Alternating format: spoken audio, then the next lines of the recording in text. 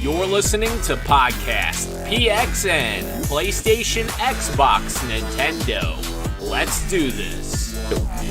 What's up, everyone, and welcome to Podcast PXN, episode 118. I am one of your hosts, Roro, Roshan, aka Roro, and I'm joined over Discord by what was it again? Kentucky's. I almost said Texas. Kentucky's number one Spartan. Dan is DTM, aka Daniel Prindle. Wait, since Gage isn't here, can I be the global Spartan? No, I guess so. I guess so. As well as the host of Large Popcorn and video essayist Christian Macias, aka ISO Christian on Twitter. How are you fellas doing today? Good. Jack in, baby. Yes. It's Matrix Day. Jack in. Just as a reminder, we are live each and every Wednesday at 8 p.m. Eastern on YouTube. Just search Podcast PXN and you shall find us. We're also live on Twitch at twitch.tv/podcastpxn and Twitter as well. The topic of the show is our most anticipated games of 2022. But first, the show always starts off with Quick Bites. So let's go ahead and nibble on some light news. The first one is Tesla is under investigation. We talked about this innovation that Tesla made a little while ago when they first did it, about having screens in the front of the car and it being not such a good idea. Apparently, a lot of people think that as well. I'm reading from GameSpot. As reported by the LA Times, the car company is being investigated by the National Highway Traffic Safety Administration following a complaint to the agency that owners can play games while the vehicle is moving. According to the agency and a new document posted to its website, the feature called Passenger Play could distract the driver and increase the risk of a crash, which I could have told you as soon as they decided to develop this thing. But I'm glad that National Highway Traffic Safety Administration is looking into this a little bit more, because obviously there's a lot of irresponsible drivers out there. So having a big screen right next to them is not such a great idea. But I still think it's a cool idea, but just maybe move it a little bit out of the way of the driver and make it actual passenger play where the driver can't interact with it at all. Or just lock certain stuff to, when you have to be like in park to access those. Yeah, exactly. Yeah. I think stuff like that already exists, right? In different, like with music and stuff like that in different cars. Or Yeah, I feel like if you're gonna do this, like the screen would have to like pop out and like turn towards the passenger. Like that's the only way to make it not intrusive to the driver, I feel like. Yeah.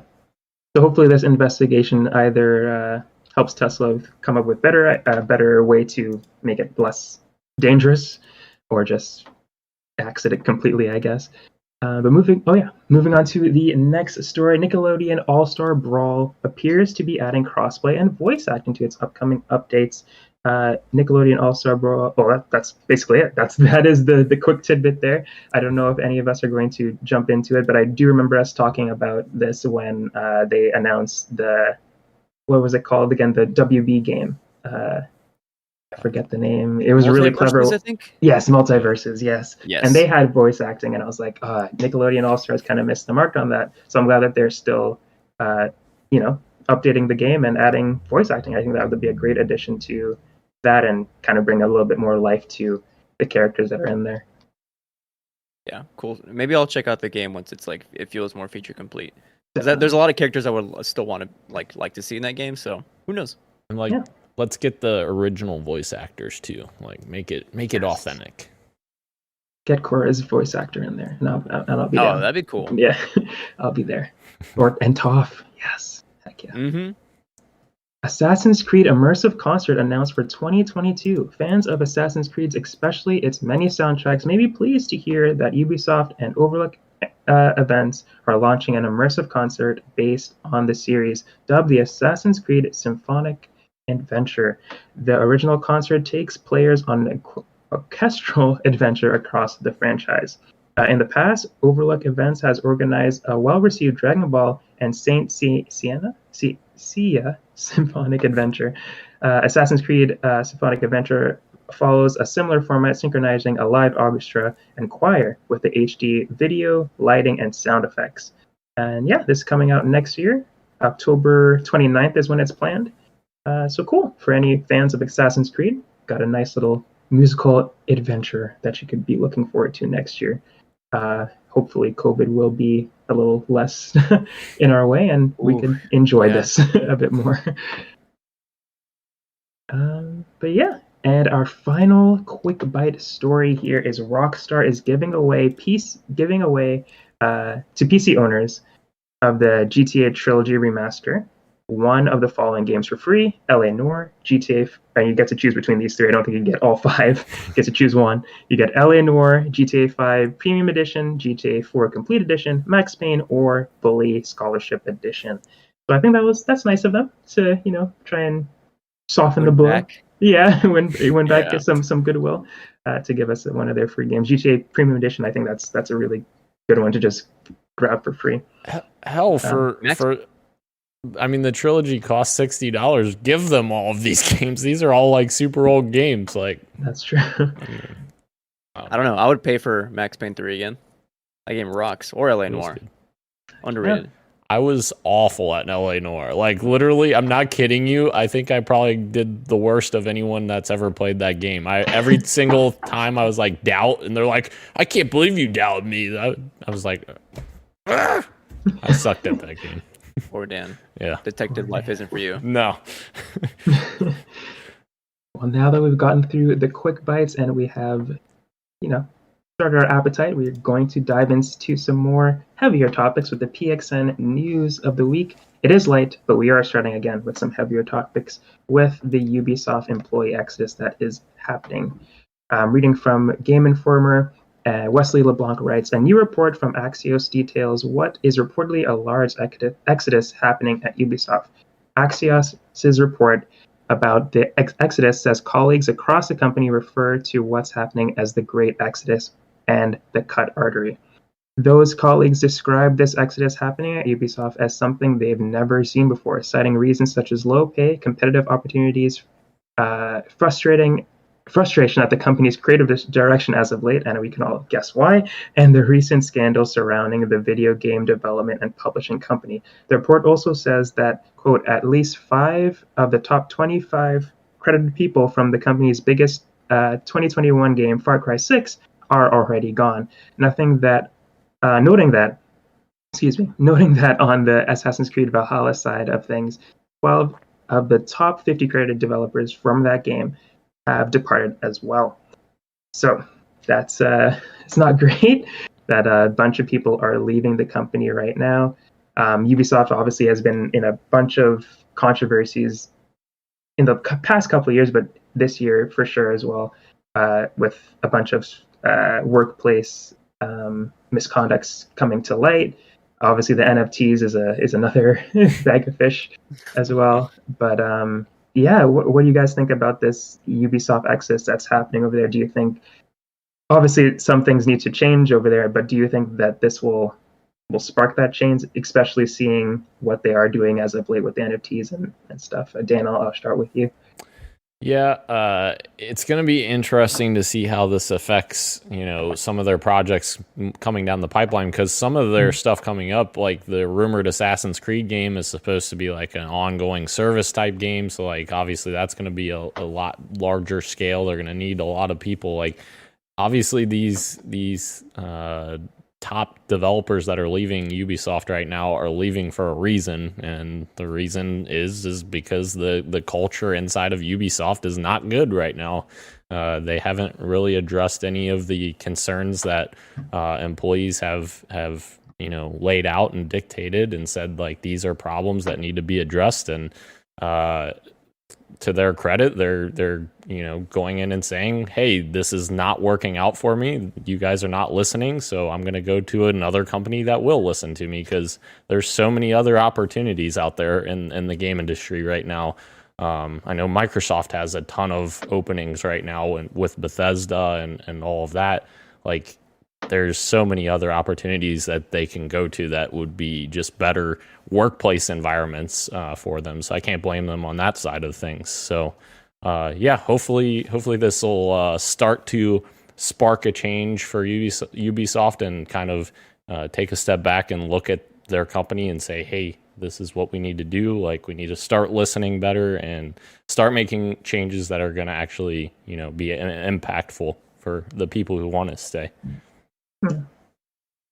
Yeah, I think people are just fed up across the board, especially with all the stuff that's happened with Activision Blizzard, and how like we got a huge response there. But as far as like things like Ubisoft or even Quantic Dream, like it's kind of silent from people out in the industry, or just people just speaking on Twitter. Like we kind of just overlook that. I mean, I say we, like the royal we, I guess. Like we all kind of talked about it, and then people have forgotten about it, and then we move on because games are exciting, right? So I think this is good, and I say that in quotes because like it always sucks when teams, like the people, like suffer because people are leaving. But like, this is good if we want like change to actually happen in the industry. Like we have to hurt studios like where it matters, and this is where it counts.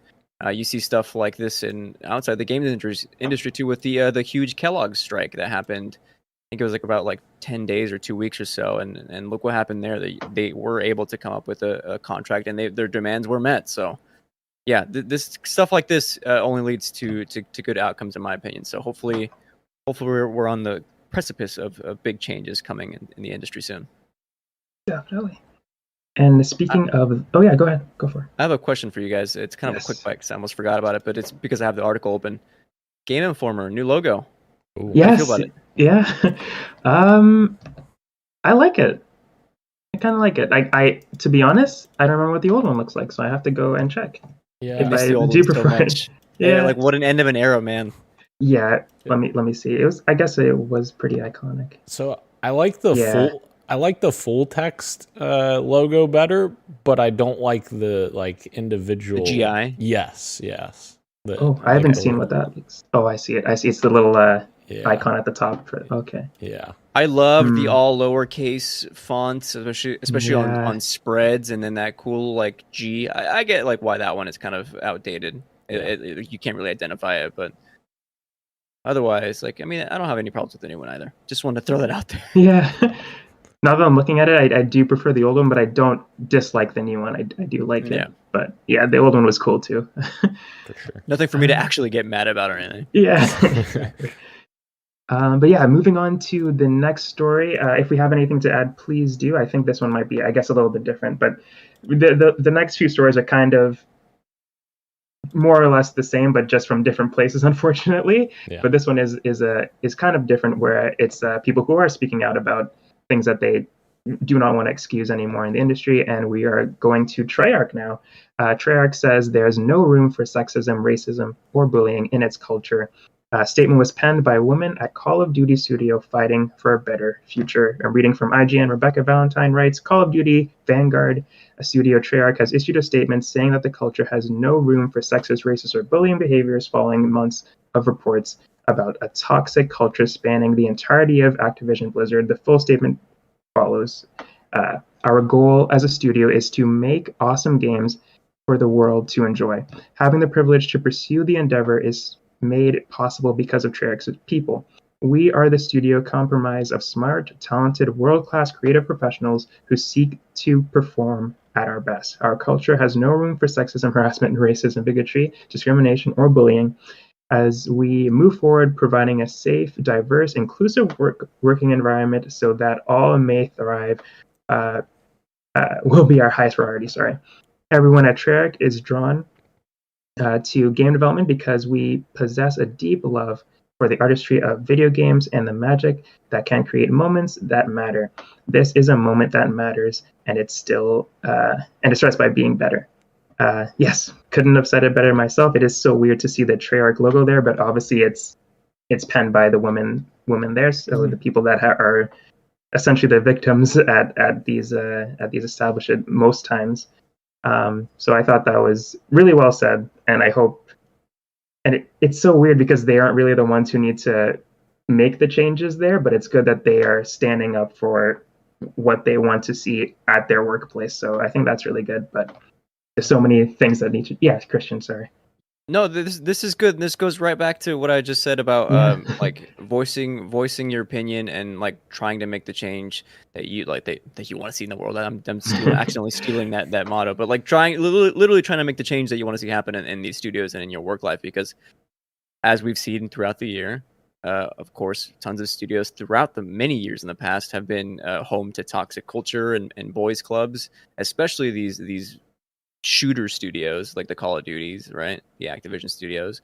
And there are a lot of people in there who want to continue to make games and have a voice in their game making, right? They love their jobs.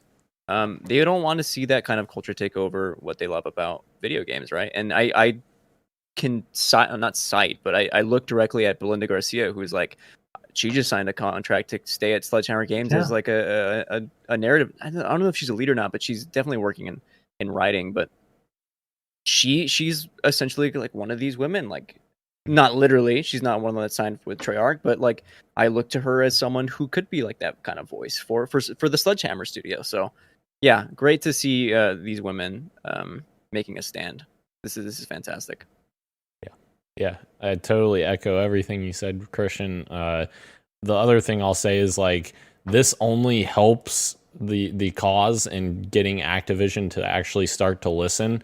And I hope that more studios within Activision do this kind of thing, because that will force their hand at some point to make changes and you know, let's again start with the man at the top, Bobby. But like, if all of these Activision studios are all, you know, putting pressure on Activision and posting all of this publicly on their Twitter accounts and spreading this to all of their millions and millions of fans and followers and everything, that's only going to expedite this a little quicker. So I really hope that we continue to see pressure put on Activision by all of their studios. And I think as things don't change, I think we will see more pressure from them continue to go on them. So rightfully so, Activision has not done their part in this issue. So moving on to another studio who's more some stuff came out about the studio. Really a big bummer from a Destiny fan, and I'm sorry. My heart can't take it, Ro. I can't Too many studios. Anymore. I can't. But Rebecca Valentine, awesome reporter, did some awesome reporting for this one too. Last December 10th, I believe, is when this came out, and she did a huge write-up on past and current Bungie employees. 26 right here. IGN spoke to 26 current and former employees of Bungie to create this report. And just under a week after publishing, Bungie's head of HR, Gail DeHaan, stepped down. So the report was shedding some light on some toxic work culture at Bungie, including sexism, crunch, and the HR department that protects its abusers. And as I just mentioned, after that report came out, the HR head, Gail Daunt, decided to step down. Daunt announced this to Bungie employees by email yesterday, and IGN saw said email in full. The former head of HR said she wants to do everything in my power, wants to do, quote, everything in my power to make sure everyone who works here has a safe, welcoming, and supportive environment, end quote. In doing so, DeHaan, maybe I'm not sure if I'm saying her name correctly, said she feels Bungie's leadership team needs to move forward with people new, or rather people who haven't reportedly enabled the toxic workplace culture detailed in IGN's report, which I think is awesome that she actually decided to leave and admit that. So I think that's good. Obviously not good that she was part of the problem, but good that she was big enough to leave and also admit that she was part of the problem. But yeah, I think that's good. I know Bungie is a company that is not immune to this sort of stuff, but I do think it is a company that tries to do better as it in comparing it to the other terrible companies that are out there. Only time will tell, unfortunately, and I don't want to be defending the horrible stuff that they're going on over there. But I do like that they are trying to make changes over there, as opposed to Bobby Kotick, who is still in his position now, and so many other people that are still in their position now and not really making those changes. But I'm not sure if you guys have anything to add to this one. Yeah, I'll say this: Bungie as a company has changed completely since, back in the day. Like in the very early stages of Bungie, they were 100% the company that was that bro culture and like the very much that kind of mantra. And you can see that in a lot of their older like videos of like behind the scenes and that kind of stuff, like some of the words that they use and how they act. I know Marty O'Donnell has posted some stuff on his YouTube account that he thinks is like historic stuff about Bungie, but it's actually like pretty damning, because I was actually watching some of them one day because I was like, oh, this will be cool to kind of get a look back, and it kind of gives you a look behind the curtain of like how like much of a like bro culture it was back then. And it's obviously gotten a lot better now. And I think even we talked about this maybe like 2 weeks ago or something. And I think there was a report that the culture the last couple years or whatever had gotten much, much better than what it had been, like the Destiny 1 timeline and like early Destiny 2 development. So absolutely, I agree with you, Ro. I think it's definitely getting better, and they're making changes, which is something that is at least good to see. I don't know. I'm kind of at a loss for words, because I was reading the old report that I could completely miss. I'm seeing stuff, obviously sexism, crunch, microaggressions, inequality. Like, I hate to see that, but then like to read that there's an HR department that protects abusers, like that's just messed up. Why? I don't understand, especially when like society does a really terrible job of really protecting abusers, protecting murderers even. Particularly in the U.S., like it is terrible to read that stuff is happening, just like not out in the public sphere as well, but like in their own jobs. Like, enough's enough. Yeah, agreed. Don't worry, folks. We are almost out of the tunnel here. One more heavy story, and then I promise we'll be talking about some fun video games. But it is important that we talk about this stuff, nonetheless. So the last story here I have from our Video Game Community Sucks Sometimes segment is Seamus Blackley reacts to Twitch harassment. Quote, "This wasn't the future Xbox Live we envisioned," aka no shit. 2021 has spotlighted harassment on Twitch, particularly for women. Now a new clip from streamer Grenade Queen is drawing industry attention, with Xbox co-creator Seamus Blackley saying the harassment it depicts, quote, "wasn't the future for Xbox Live we envisioned." The video shows Grenade Queen being harassed as she is playing Halo Infinite, on which she comments no woman should have to deal with this if they're having one rough game against decent people. This was only part of it. So I'm not sure if you guys saw the video. I saw the video on my Twitter feed like when it came out, but I didn't watch it because I just wasn't in the mood to listen to it. I just watched it, but I didn't put the sound on. And it wasn't until today that I decided, okay, I'll listen to it. And man, good Lord, just like, yeah, it's so annoying. I can't imagine what it's. Oh yeah. Obviously, we all have different versions of this that we have to deal with, but it's no way the same as how a woman is treated on a video game, and it just doesn't make sense. But hopefully, with the Xbox co-creator, of like, if anybody's going to see that, that's great that he's noticing it, and hopefully changes can be made. I don't know what kind of changes, but there's like, it's just. I'll let you guys go on and talk before I continue. Christian, what do you think about this story? Yeah, this goes back to what I was saying a few episodes ago, and even what a few of us were saying. I think it was Sydney Goodman was talking about this at the Game Awards. I think it might have been part of the pre-show, might have been part of the actual show.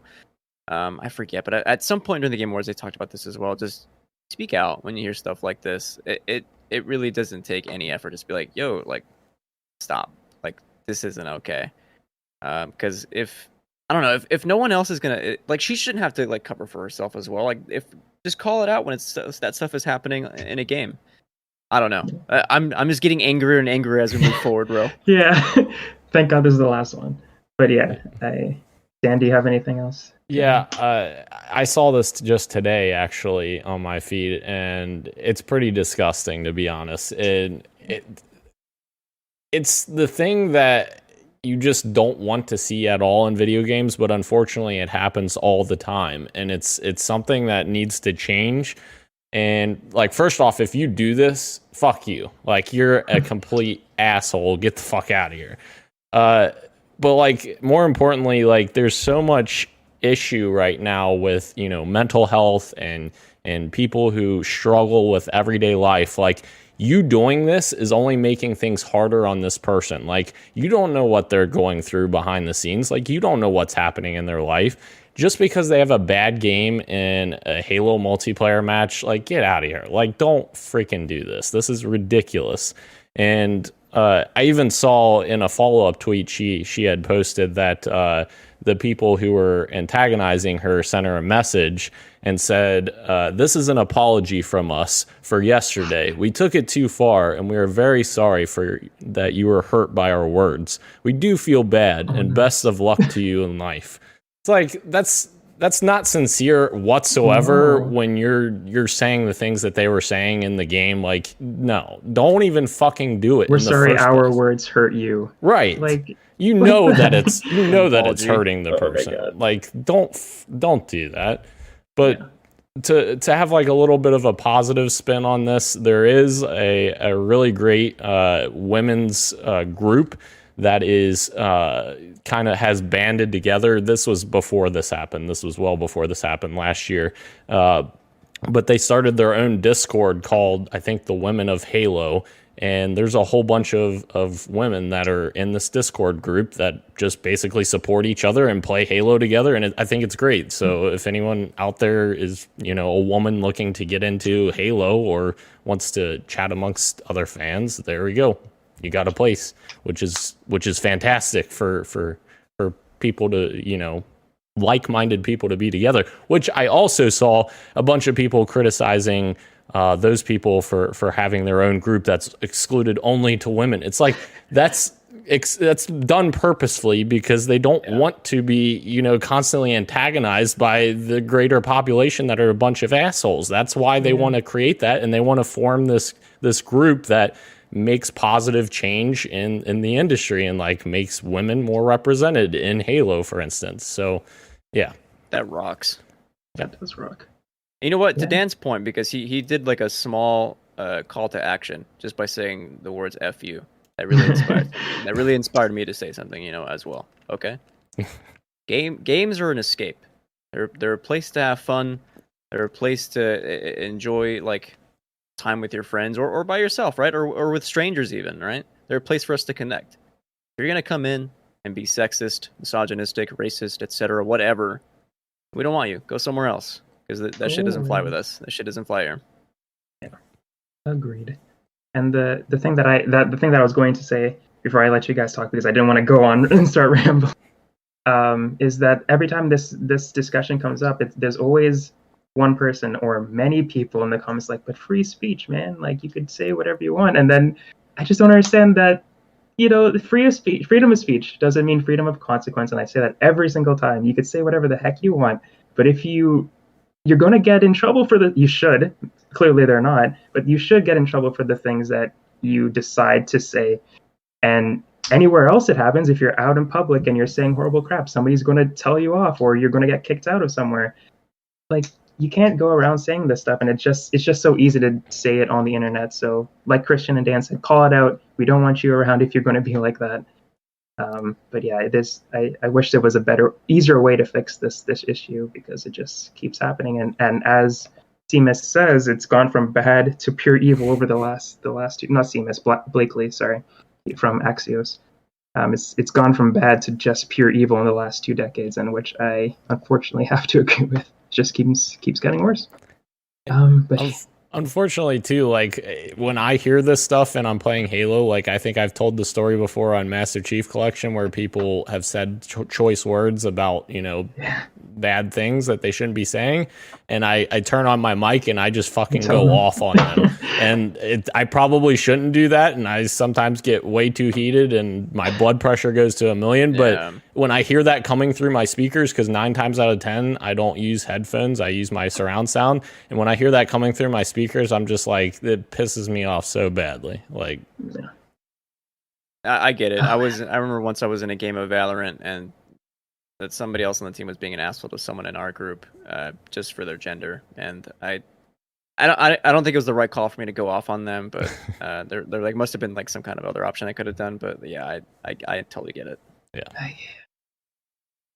Well, we made it, guys. It's time to talk about some video games.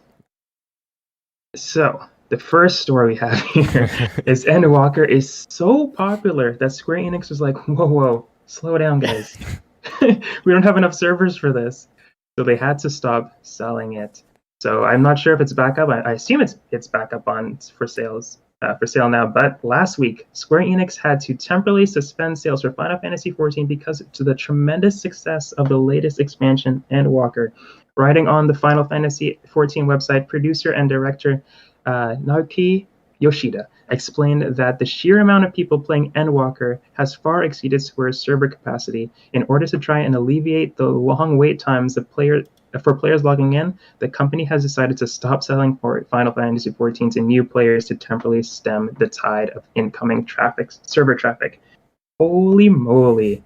How far has this game come since it first came out that they had to stop selling it because it got so popular? What did you guys think about hearing this? Every time they have a new expansion, my friend Islam like quote tweets their promos on Twitter, being like, "Stop tweeting about this. I want to play." Like whenever they have a new expansion, he can't play because servers are always down because everyone's trying to queue up and log in. So yeah, absolutely insane. And then that just speaks to like their quality of their writing team that they're getting in there, that are creating like these like amazing like quests and DLC, not DLC, expansions to that game.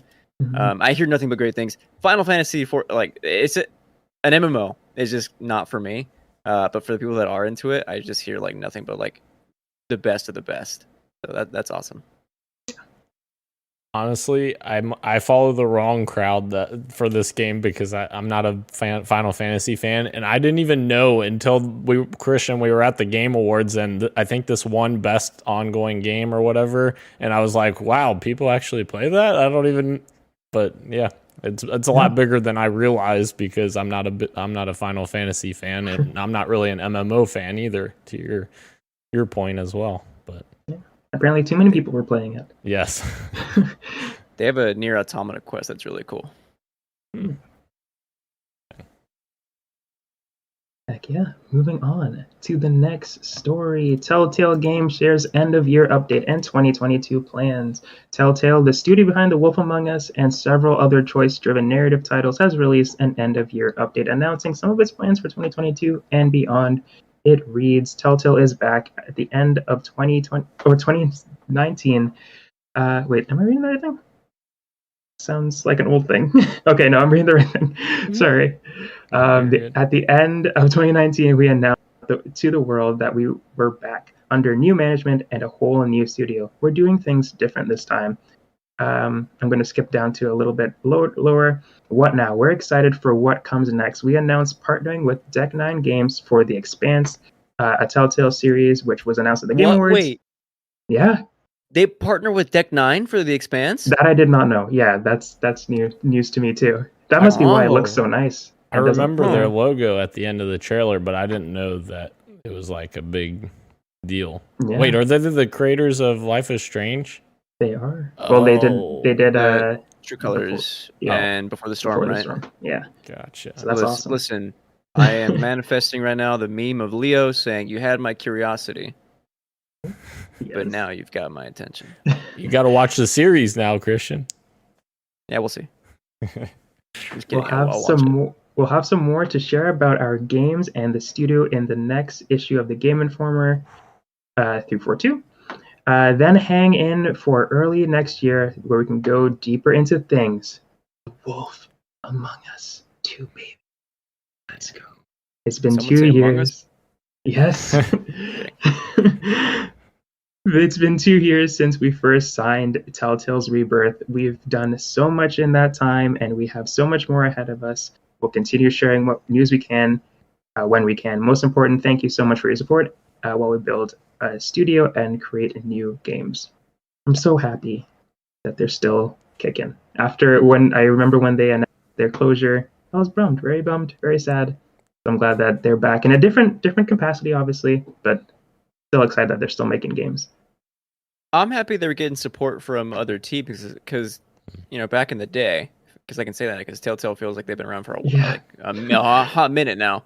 Like their biggest issue was that their engine was just outdated after a long, because they were still using the old engine for like years. Yeah. And by the time the Batman Telltale series came out, like it was playable, but like the bugs were hilarious. It was like Assassin's Creed levels of like bugs, where the people were just like had their heads backwards for whatever reason. So cool to see them coming back under new management, and cool to see them getting support. Like I'm excited for the return, and I have never beaten The Wolf Among Us, but I really want to because everyone I know is like really, really into it. And so, I'm going to try to play that before season 2 comes out.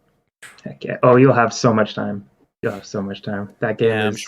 I'm sure. I'm so sad. But yes, you should definitely play that. And they are using Unreal Engine for their new games, so they're ditching their old piece of crap engine. So that is good news there. But Ro, my question to you is: does this make you excited having Deck 9 working on this Expanse series? Does that pique your interest on the Expanse? No. Oh, no, not at all. No. I do want to watch it. Going off about it, so I do want to take it in, but it didn't. I think it just. I'm glad there's going to be a higher quality for if I do decide to go into it. But yeah, I'm not any more excited than I was when I first saw it. Well, shit. I thought that didn't go where I thought it was going to go. Never mind. Wait, I'm sorry. Does Ro not like The Expanse? Have you tried watching? I just haven't watched it yet. Yeah. Let's get in a party chat, hang out, eat some chips and watch the show together. Yes. Okay. It's amazing. Moving on to the next story, another series that I have no interest in, Ghostbusters. The release of Ghostbusters Afterlife has put the paranormal comedy series back in the spotlight, and increased interest means we are also getting a new video game with actor Ernie Hudson now backing up previous reports. Hudson, as you all know, plays a role as Winston Zeddemore. Is that correct? In the movie theaters, and he's been speaking on the Countdown City Geeks YouTube channel about the upcoming game. He says, "I got an email because we're doing another video game. They're scheduling it now and that's not good. They're scheduling it now to do the recording, and I'm not too sure who going to do it. Not too sure who's going to do it. I know me and Dan Aykroyd, I think. I'm not sure about Bill Murray will do anything on it. So there will be another video game. When they'll bring it out, I don't know, but it's definitely happening. All right, Hudson. All right." So there's definitely maybe a Ghostbusters game. It definitely sounds like he obviously shouldn't have said anything about it. But exactly. But yeah, I know me and Christian aren't huge Ghostbusters fans, but Danner, are you a Ghostbusters fan? A little bit at all? I like the song. Yeah, Ghostbusters. Bustin' makes me feel good. Yeah. Wow. That's a lyric. Oh, okay. Never mind. I thought that was a. Never mind. Look, and all credit to the 2009 video game. The opening sequence in the library that you get to play through might be better than the movie. Wow. Might be better than the movie. I mean, it's not, but I enjoyed the game a little bit. Would I play a new one? Yeah, I don't know. Yeah, I think that would have been my question if you guys would be. Well, obviously me and Christian won't be, but if Dan was a Ghostbusters fan, would he be interested in it? But I guess we're all kind of either no or meh right now. It depends on the studio. If From Software announces they're doing a Ghostbusters game. If Naughty Dog is making a Ghostbusters game, I'm in. Ilphonic, the creators of Friday the 13th and Predator Hunting Grounds is the rumored studio. Really? Yeah, I don't know how that would work for a Ghostbusters game. I guess you'd have one person as a Ghostbuster and the other people as ghosts. Like, I don't know. I don't know. That just sounds like nothing I want to play. I'm sorry. Yeah, no, it doesn't. Interest you. Yeah. I'm just gonna literally just say the last story out loud. It's not really a big one. Kind of stuff that's going on right now. Intel CEO believes the ongoing chip shortage could last until 2023. So what I wrote here is that it's probably going to be until 2023. That's when I'm getting my PS5 probably. So it's super upsetting. Something that's obviously been plaguing us because of COVID-19 as well, has to do with it as well. But man, it's a real bummer that we're a year in, almost 2 years in since the consoles launched, and it's still so hard to get one. So sucks that it's going to be at least another year. Yeah, I think there's a huge Samsung plant that's being built in the U.S. and it's supposed to be completed next year. That's supposed to supply a ton of semiconductors that is supposedly going to alleviate the shortages. So, yeah, 2023 is probably a safe bet. Conductor. Yeah. I hardly know her. Choo-choo. All right, we've made it. We got through some heavy stories and some nice little tidbits at the end there. But now I want to know what you got for me. Daniel, what you got for me? Well, I know I promised Guardians of the Galaxy last week. Well, I didn't have time to get to it. But on the holiday break, I plan on killing it. Nice. I've been playing Halo Infinite still. I will say Saturday night, me, Ro, Gage, and Gage's friend, we were all playing Halo Infinite, and we were like, man, we were sending stuff in the podcast chat, and Christian's just like, what the hell's going on? And then we sent the invite to Christian, and, Christian was like, I don't do Halo. I didn't say what the hell is going on. I responded with a picture of someone from Tinder. I know. Yeah. I was telling everyone, I was like, Christian's going to think we're like crazy right now, sending these random pictures in the chat. He immediately adapted. He knew what was going on. Yeah. That was excellent. I'm sorry. I have to clarify. I didn't send a picture of a stranger on Tinder. Like somebody posted, like they had a picture of Shrek and Fiona. Yeah. So I sent that. Yeah. Because Jan thought Shrek was a species and not a name. I know. That bothered me. What did I say? Girl Shrek? I forgot her name. Yeah. Shrek and Lady Shrek. Like, Fiona. Yeah. Fiona. I forgot her name. But no, yes, that was so much fun. Played till like 5 o'clock in the morning, which ended up being a horrible idea because I got the next day I slept till 2 p.m. and then work Monday morning was awful. Getting up for that. Yeah. But no, it was so much fun. We played a ton of custom games, wacky games like hammers and swords. And I do believe, I almost said Christian, I do believe Ro and I destroyed Gage and his friend every single match. Was it because Dan was on my team? Maybe. But I think I held my own. It was a team effort, and you held your own absolutely. And thank you. Yeah, and Gage isn't here to make up lies about. Exactly. Oh, this happened. Now Ro knows the truth that I am actually the superior player to Gage. Oh, boom. Oh, I won't say anything. What do you mean you won't say anything? You were my teammate. Come on. I'm sorry. Remember like a month ago when Dan was going negative in every Halo game during the beta? What? So Christian remembers. I don't remember that at all. I cannot confirm or deny these allegations. But moving on. Rashan, what you got for me? Well, I'm glad you asked, Rashan. I am playing It Takes Two. I started playing. This is a game that I wanted to play for such a long time. As soon as it came out, I got Game of the Year. It's like, I gotta play this. So I'm like, I begged my sister, hey, you want to play a video game with me? Fine, what game? It Takes Two, and now she loves it. Now she's begging me to play it when I'm not playing it. It's a fun game. It's a fun time. Obviously, there's some issues with some of the characters that are in there. I can definitely see where those issues lie, but I do overall enjoy the story quite a bit, and the gameplay overall is super fun. I love the coordination that we have to do and the yelling at each other, but it is overall a really fun game. And the mini games, the competitive mini games they have scattered around throughout different levels is really cool. So I can definitely see why I got Game of the Year, because really fun game. Bro, you could have called me up too. I haven't finished. It Dude, Takes Two. Oh, I'm hurt as well because I'm I begged sorry. everyone. I was on Twitter being vocal about this for the entire year, being I'm like, the "Who wants to worst. play It Takes Two?" And then Rose like, "Oh, I guess I'll go play with my my sister." sister. I get it, she's family, but come on, I thought we're co-hosts. We're more than you guys are family. family Yeah. too. I'm so sorry. I- So it's just been so long since it came out that I was like, I'm sure these guys have beat it by now. Nope. That I just didn't even think. Nope. It Takes Two, Rose. Yes, It Takes Two. I'm one.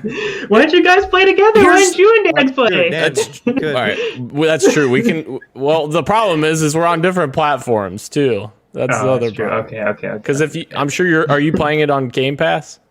I'm playing on Game Pass, yes. Yeah. So Yeah, It's on Game Pass? yes, it is. because it's an EA Access and that's included Oh, with Game right. Pass Ultimate. But Yeah. no, I started that game and got like maybe halfway through the game with my girlfriend, and then we broke up, and I was like, well, how am I gonna finish It Takes Two now? She should have kept playing the game. Isn't it about like two couple, like a couple, like That's true. That's a good point, actually. Yeah, why don't babe, you take no, that come up back. with her See this though? through. Take that up with her, which I haven't spoken to her since then. So, Dang, Takes Two. sorry, man. yeah. Single Christian. life. Christian, what you got for us? Listen, everybody was off playing their little silly little shooters, their little space marine. I don't even know. You know what I'm talking about? Their halos, being like, "Ooh, look at me! I'm having so much fun." Christian, where are you? It'd be so fun if you were here. And like, look, I'm suffering and crying through one of the best games of the PS3 era. Just trudging along Dark Souls, hating my life but loving every single second of it. And I finally beat it today, this Ooh. afternoon. I played through the DLC, went back and defeated the final boss. Let me tell you, is the game outdated? Yes. It's still a masterpiece? Absolutely. 9 out of 10. Thank you, Miyazaki. I move on to Dark Souls 3 and Bloodborne: The Old Hunters before Elden Ring. Wow. It's almost That's a lot of preparing to die. Oh yeah, I will die a lot. I found a death counter that I can put like a script into my OBS, so I will be doing a death counter from now on. Very Wow. excited. Please be excited. excited. Please clap. All right. Moving in to the topic of the show, upcoming 2022 games we're excited for. So I thought this would be a fun one to do. I said maybe 3 or 4 2022 games that you're excited for. Go into as much detail as you like. Want to gush about it, or just say like I'm excited for this game, or just talk our ears off if you want. What are you going to say, Christian? Sorry. I have 15. I'm so That's good. That's okay. That's okay. 3 to 4 was just like, if Gage was here, that's why I wanted it to be a little bit shorter. But since it's just the 3 of us, you could just bounce around. I'm sure there's games on your list that I'm excited for too. Yeah. We just keep going down. Yeah. So 5 I'll mention, and then if you guys talk about it, I'll cross it off, and the rest I'll just mention at the end, like kind of quickly. Okay. Sounds good. Okay. All right. With that, Christian, do you want to start us off then? Yes, because I don't see it on either of you guys' lists. I'm gonna start with with an indie that I'm been really looking forward to, which is Sifu. I knew it. Yeah. It looks so Said it a second. good. Yeah. I mean, tons of previews have been coming out. It looks fantastic. I love. If you guys have played Absolver, like that game just felt so good to play. It was really challenging though, so I'm looking forward to just that same kind of challenging experience and that same like fluid combat, but with like a very cool narrative and just like a cool mechanic of when you lose, you age and you come back. So that's can't wait for Sifu. February 8th. It was getting some really good previews. I remember a couple Mhm. weeks ago, and I was excited for it, but I wasn't super excited for it because I thought it was only PS5. But then I found out that it's on PC as well. So I'm like, heck yeah, let's go. I'm definitely going to pick this up when it comes out as well. Dan, what you got for us? What is your most anticipated game, or one of? I definitely echo Sifu though. That gameplay, it looks really cool. But my first one is, of course, Breath of the Wild 2, which the original Breath of the Wild, my goodness, I've spent by far my most played Switch game. It's not even close, over 100 hours, I think. I don't remember the exact number, but it was a lot of hours. And I am just excited to get back in that world and just traverse everything again. And more dungeons, and I want it all. I want it all. I want it. Oh my god. What Yes. when are we going to get more on it? Like, that's what I want to know. When is Nintendo going to show us? Summer? Okay. Summer. Oh man, that's Spring, so far away. So far away. Oh, I'm so sad. I want it now. And also, I want it now. how are we going to get more information in summer if it's going to release in February next to Horizon? Right. Horizon, yeah. So true. So true. Every time somebody says Breath of the Wild sequel, I get chills. I get so excited just thinking about it. I can't wait for that game. Oh my god. Available now. And like the base of it is already so good. So like, what are they going to add to it to make it even better? It's so good. Yeah. So Do you guys excited. buy into the theory, real quick before we move on, about that character not being Link that you're playing as? Possibly. I hope so. That would be cool. That'd be That'd interesting. be cool. Yeah. It would be a cool twist. I don't want to say what character just in case Yeah. others don't know. But one of my most anticipated games of 2022 is Kirby and the Forgotten Land, which brings Kirby into an open world setting, and I think for the first time, well, since Kirby Air Ride, of course, a 3D setting, which is heck yeah, so awesome. Some of my favorite Kirby, well, all Kirby games are 2D, anyways, or side scrolling. But yeah, I have a really long history with Kirby. Love that franchise. I know they're not the most challenging games, but I always have a fun time playing them regardless. So it being adopting like a Mario Odyssey sort of open world style, I'm very excited to give a shot. And it looks just super cute. Like I love the animations and the big, huge enemies that you have Kirby facing. Maybe nostalgia plays a huge role in this, but I think it's really cool deciding to do something a little bit different with Kirby. So definitely excited for Kirby and the Forgotten Land releasing. We don't have a date for it yet, but next year, 2022. Did you ever play the DS games where he's like a ball and you have to roll? Oh, You draw Canvas like Curse, I think it was pad? called. Yeah, Canvas there was like Curse? 2 or 3 Yeah. of them, I think. Okay. Yeah, but those I were- played those were Canvas Curse, but cool. I don't know if I played the other one. Yeah, so good. The DS games were awesome. I played Squeak Squad was one of my favorites as well on the DS. Yeah, some really good ones. Christian, what's your second one? Yeah, I'm going based on the calendar. I'm gonna skip one because I see it on someone else's list, so I'll let them talk about it. I probably have to end up skipping it because a week later, God has blessed us.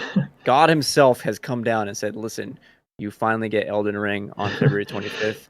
And man, you guys know me. Can't get enough of these Souls games. I'm looking so much to this game. This is my Breath of the Wild too, even though I'm also looking forward to Breath of the Wild too. Yeah.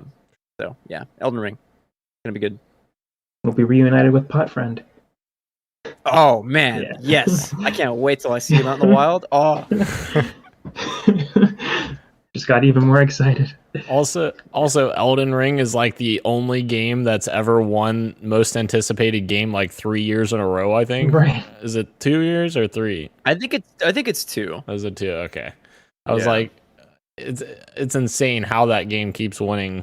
You know, For a reason. most man. anticipated game. But yeah, Mm. I will be the bloody wolf. Sorry. Okay, I'm done. No, you're good. The bloody wolf. The class. Okay. All right. I'll take your word for it. I'll be the white wolf. Is that a class? No, I'll take That it. is Bucky. That is Bucky. Thank you. Yes, I was hoping someone would get that. Woo! I did. All right. My next one is Horizon Forbidden West, of course. Very excited about that game. It looks insane. And that Game Awards trailer got me even more excited. The fucking snake that The snake. it's like Snake. that looks so cool. I can't wait to fight that thing. That looks- Yes. Oh my And God. like that's the craziest part about the first game was like finding different ways to take down these electronic dinosaurs, whatever you want to call them, robots.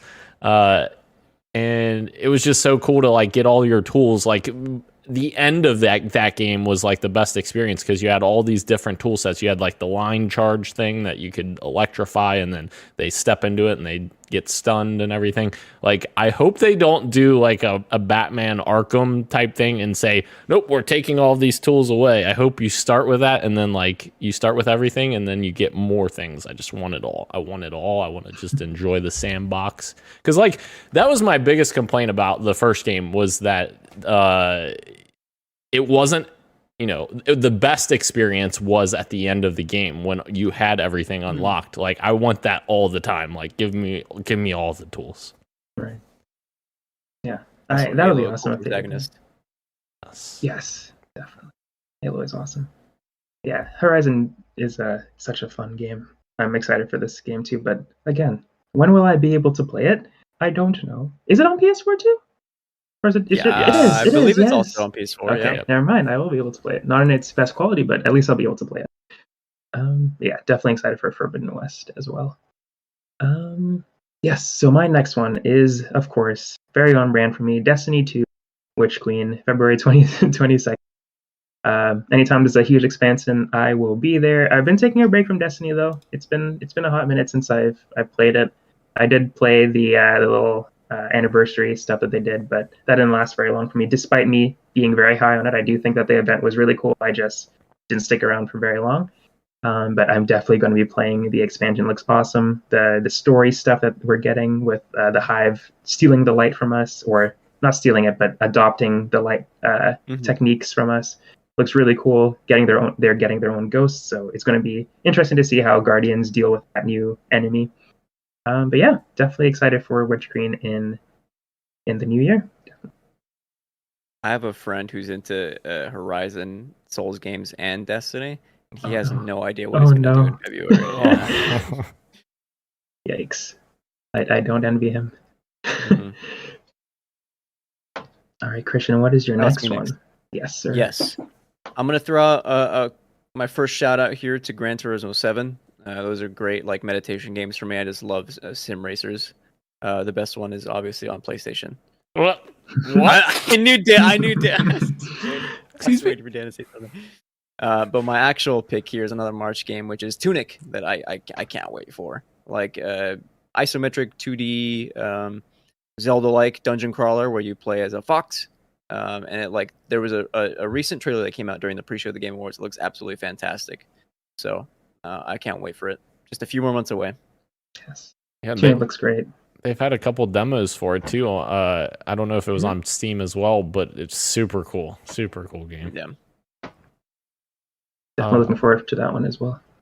Sorry, Dan, go ahead. No, you're good. You're good. Yeah, I'm looking forward to Witch Queen as well, for me to dive into Destiny for 2 minutes and then go back to other. I love Destiny, but it's just the time sink it takes. Time sink, yeah.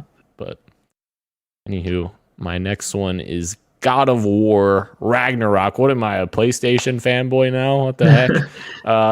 God of War. Here's the thing. Hope it happens 2022. Yes, I agree. I hope it doesn't go get delayed to 2023, but it could be. Yeah, anyways, God of War 2018, was it? I absolutely love that game, but it took me a while to actually love it. I think I played the first couple of chapters and then I got pulled away to something else. I can't remember what it was, but I pulled away for multiple months and then I came back to God of War and I was like, my God, this is incredible. This is such a great experience. And this is from someone who never played the original trilogy of God of War games. I played a little bit of 3, but not much. So coming into this experience, I was like, this is a perfect entry point and it is absolutely phenomenal. The storytelling, of course, Atreus is a fantastic character, his son. And there's just so much mind-melding things happening on screen. The visuals are incredible for PlayStation 4. Absolutely amazing. So yeah, I'm excited to see them step that up even more with Ragnarok and see where they go. See where we can lead us. Definitely. Oh my gosh. Yeah, God of War is awesome. And I'm the same way where I was introduced to the series through that game. And still, they managed to make me care about Kratos. So, when they introduced the blades later on, that still hit for me for some reason, even though I have no history with that character. They did such a good job with that game. So I can't wait for part 2. Yes. All right. Is it my turn? I think it's you, yeah. Okay. I'm totally lost now. Okay. So my next one is Oxenfree 2. Oxenfree, the original, is one of my favorite indie games by Night School. One of my favorite indie games developed by Night School. But yes, it's such a great creepy game, but it's a narrative game. And I'm excited to see where they take it with the sequel. Obviously, it's following different characters, but it's set near the same island as the first one, so there's obviously going to be some mystery and some spooky stuff still going on. It looks like there's going to be a more investigative stuff this time, like the people are on the island for the purpose to figure out what's going on there. So I'm definitely interested to see how they take it. But yeah, Oxenfree is a great game, and it's every time it's on sale, guys, I urge you to buy it and try it out, because it's been on sale for like 99 cents sometimes. That is totally worth it. So you should definitely give it a shot. I'm not sure if it's a Game Pass game. I think the original. Yeah, I'm not sure. I'm not sure. Actually, I might be speaking out of my butt right now. I think I just because I own it on Xbox, I assume Game Pass game, but I have it on everywhere that I can, I think. But yeah, Oxenfree 2, so excited. Still no date on that either. But yeah, super pumped. And that's coming to everything except Xbox. I was like, what the hell? Of course. I love it's not console? It's on PS4 and PS5, but not, and Switch actually, but not. Wow. Yeah, because I actually originally played it on Xbox as well, and I love that game. It was fantastic. So I got to figure out where I'm going to play it. Maybe PS5. Okay, Oxenfree not on Game Pass currently. Just looked it up. Okay. Back to me? Yes, sir. I have a little game by Square Enix here launching in May 24th, that I desperately want to be good. Although last week there was a very interesting article that was very weird. I don't know how I feel about the writing of this character now, but like let's hope it's good. Otherwise, lore building by Gary Whitta. Can't wait. Yeah, I'm talking about Forspoken. I definitely want that game because the traversal looks fantastic. The many different powers that she has, I think, are really cool. The fact that it's basically an isekai, and like, if you don't know what isekai is, it's someone that's plucked from real life, taken into like a fantasy setting. And like the writing from the original trailers really reflects that, and that like has me excited because I really haven't experienced anything like that in a video game format. So, yeah, Forspoken. I really want you to be good. Fingers crossed. Can't wait for it. I think Amy Hennig helped write that as well with Gary Whitta. Yes. Both very good. Very good. Mm-hmm. Is it my turn? Yes, sir. Final one that I have is Starfield. There we go. There's an Xbox exclusive. Very excited for Starfield. I'm a huge fan of Fallout, the Fallout series from Bethesda, and I am a fan of Elder Scrolls. I wouldn't say I'm the biggest fan of Elder Scrolls. I prefer Fallout. So like I'm just super excited to see like what Starfield is and like enjoy it, and please don't make it like an online connected thing like Fallout 76 is. But obviously Fallout 76 was made by a different subsidiary of Bethesda. It wasn't made by Todd Howard's team, so I'm just excited to see what Todd and his team is cooking up. And obviously our first trailer we got of it was very minimal. We just got to basically in-engine look at everything, and I just want to play Starfield. I just want to see what it is. I want to enjoy it and gallivant around space. I don't know. If I can insert something here for a second. Yeah. I remembered that PlayStation was running a holiday sale running until January 19th, and indeed, Oxenfree is on sale for 99 cents. Wow. There we go. Yep. So I'm buying it right now. Yes. Yeah. Awesome. So good, dude. I hope you enjoy it. It is great. It is fantastic. I think, yes. Is that on PlayStation that you said, or Steam? PlayStation. Because I think Steam has their big Steam sale right now as well. They're having their winter sale too. I wonder if Oxenfree's on sale. Could be. But yeah, Steam is also having their sale as well. I'm glad that it's going on until January 5th, I think. Because waiting to get paid before I do anything crazy. But yeah. Dude, my credit card bill? Yeah, it's that time of the year. Yeah. Yeah, Oxenfree is on sale right now for $114 Steam. Nice. So yeah, anywhere that you want to get it, you can get it for dirt cheap. So that's awesome. But moving on to my final one, Sonic Frontiers, baby. Heck yeah. I'm just so excited for all these open world games. Kirby and Breath of the Wild, Sonic Frontiers. So I'm just so excited to see what they can do with Sonic in an open world format. So many people have done this on a fan base sort of level. Like fans have made their own sort of prototypes, and they've always been so cool. So I'm excited to see what Sega can actually do with that idea. The trailers have been really cool. The teaser that we got at the Game Awards definitely filled me with a little bit more excitement. We won't know until the actual gameplay trailer releases and we get our hands on it, but I'm definitely hopeful. Sonic history has definitely been up and down with their games.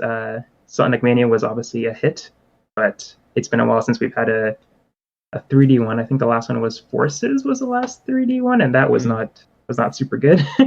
So here's hoping they can course correct and deliver a really good one with Sonic Frontiers, because I'm definitely excited to see what they can pull off with this. 2020. Seems like super fun. Yeah. 2022, the year of Yes. Sonic. Yes. Yeah, Sonic 2 comes out next year too. I'd love it. Maybe Sonic Prime, the Netflix show, also comes out, I think. Oh, Heck yeah, I'm down. Let's go. Okay. All right. Is that back to me now? Yes, sir. I have one big pick that I'll throw out, and then I have wait. We should this- we should guess. We should try to guess what Okay. it is. Is Okay. it is it like a AAA game? yes. Okay. Is it by a studio that is associated with the word sleep, With the word sleep? like Insomniac? Oh, Oh, no. No? Okay, darn it. Okay, Oh my that's god. right? I can't believe none Wait. of us picked that game. wait. What game? Is Wolverine. That's Wolverine not next year, is it? That's I think 2023. it That's is. 2023. Spider-Man's 2023. I think Wolverine's further out than Spider-Man, isn't it? That's farther out than Spider-Man. Okay, Yeah. then never Yeah. mind. I'm sorry. Oh, you're good. I thought it was 2022. Hold on. Now you got me. When is Spider-Man 2 scheduled for? Is that 2023 for sure? I It think is so. Yeah. 2023. I think Okay. I thought Wolverine was after Spider-Man though. You're probably No, right. I think I remember that being the case. Okay. Yeah, Wolverine does not have a date. My bad. Oh, you're good. My bad. Okay, but So still. It is not Wolverine. It's not Wolverine. Is it a exclusive? No. Oh.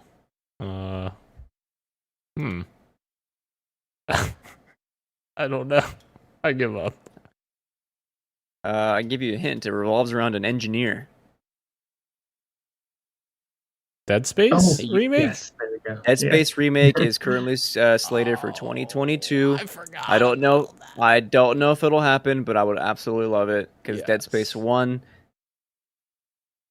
bangs so hard. That game is so good that I'm so excited for the remake. If that happens, man, it'd be such a great year for video games 2022 if this happened for sure. That is a great pick. I forgot about that. Do I have space to give 3 shout outs here? Yeah. Please, yes. Shout out number 1. I still need to play the sequel, the second one. But I will before the third one, which is, of course, Mommy, Bayonetta 3. Can't wait. Yes. I'm going to throw in Goodbye Volcano High, which there's a trailer for that during the PS5, not release. I think it was before the release even. Yeah. Anyway, happened 2 years ago. Very much up my alley. Dinosaurs, just in high school, where they go extinct. Yeah, totally. Open Roads, small indie you may have heard about. I get this one and Season confused a lot, but Season is also another one that I'm looking forward to. That's the one with the woman who's on the bike. It looks very Ghibli-esque. She's painting and stuff in the environment. That looks very good. And of course, the Xbox game that I'm really looking forward to, Somerville. Oh man, that looks so good. That looks so good. Well, guys, we've made it to the end of our podcast. Oh, my dad in the chat says, "I know Kirby. He used to live on his DS." So true. So true. Amazing. Thank Didn't you. we all? Yes, I know. Kirby was my boy. Oh my god. He is my boy. That never changed. Thank you again to everyone for joining us live on YouTube, Twitch, and Twitter. as well as podcast services everywhere, including Apple Podcasts, Google Podcasts, SoundCloud, Spotify, and Stitcher.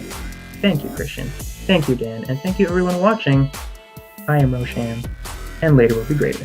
See ya. Much love. And watch The Matrix.